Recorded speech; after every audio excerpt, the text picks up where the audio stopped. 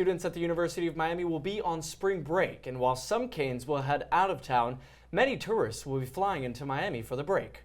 But Miami Beach is cracking down on spring breakers this year with new rules. Some say the strict rules are to keep the city safe, but others argue they're ruining the fun. Quinn Davidson joins us live from Miami Beach with more on the impact of these restrictions. Quinn, what prompted these new rules? Yeah, Chris and Lauren, the city of Miami Beach is stepping up enforcement this spring break, from DUI checkpoints to alcohol bans on the sand. And now Miami Beach spring break is known for its big crowds and even bigger parties. But the past few years, these have turned violent, for thousands of arrests, even some casualties, alcohol abuse, and many more problems. The city of Miami Beach is enforcing these rules with all the hope to prevent that issue from happening again. The party would be one thing, but it was a lot of illegal activity going on, and then ultimately we had some modified stampedes, we had shootings, we even had fatalities literally on our street. That's completely unacceptable. It was kind of dangerous because there were some dead people, sadly, just in front of us, right here in the corner, 7th Street, right over there. To prevent that from happening, Miami Beach officials have started cracking down on spring breakers by imposing curfews, road closures, and alcohol bans, all in an effort to prevent chaos. Throughout March, the city will close parking garages and surface lots south of 23rd Street during peak weekends, enforce a $100 flat parking fee at certain garages, and ban coolers, inflatable devices, tents, and tables on the beach. Also, smoking on beaches or in parks, consumption of alcohol in public, and loud music are strictly forbidden. We spent literally months preparing what measures we wanted to take. I worked with our legal department and really giving the city manager not just a guide, but direction. This is mandated by our city commission. Clearly says she can't read, sir. Spring break! Worst spring break Ever. City officials are also using social media to get their message across. This year's reality check ad warns visitors about Miami Beach's strict enforcement policies and what happens if they break the law. But the stricter rules have left some tourists confused.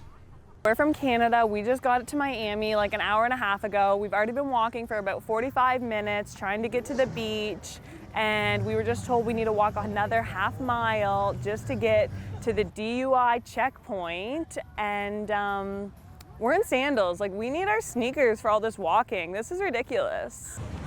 But many locals have welcomed the heightened security measures. So there's two sides of it. So for the business, it's not good, but also we feel that it's better for our security. So it's kind of, we feel more protected. Last year, our hotel occupancy was up 1.8% from the year prior when we did have shootings. Our hotel rate for the month of March was $363. The GMCVB, which is sort of the tourism entity for Miami-Dade County, told us that was the highest in the nation. And while the debate over these restrictions continue, spring break is in full swing here in Miami Beach. Look at all these people behind me having so much fun on Ocean Drive. But if you are heading to Ocean Drive or South Beach this weekend, the weather will be in your favor. But if you're trying to head in the water, be careful. There is a small craft advisory in effect for the Atlantic and Gulf Coast waters, where waves are expected to be 4 to 6 feet, with isolated sets up to 8. Now, before these beautiful temperatures and sunny conditions prevail this weekend, we will be seeing temperatures quite chilly tomorrow morning in the low 50s in some spots, even upper 40s across certain areas of South Florida. But after we push through that, our next 7 days is looking to be absolutely stunning and stellar, with temperatures in the upper 70s, even 80s this weekend. And our next rain chance will be on Monday when we have another cold front. Live from Miami Beach, I'm Quinn Davidson, UMTV. Thank you, Quinn. And while Miami is looking great for spring break, the Midwest has faced severe weather. Student meteorologist William DePaola is here to tell us more. William?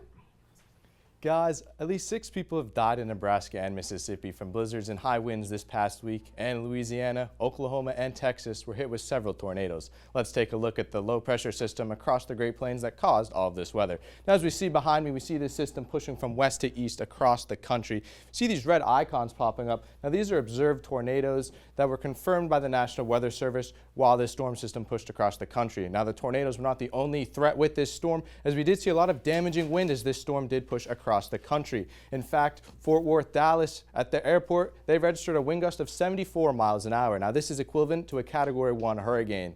Now, as much of the country did see rain, us here in South Florida, we are in a drought. We see much of the region in a moderate drought, but here just north of us in Miami, we're in a severe drought. So hopefully those rain chances that Quinn was talking about do benefit us down here in Miami.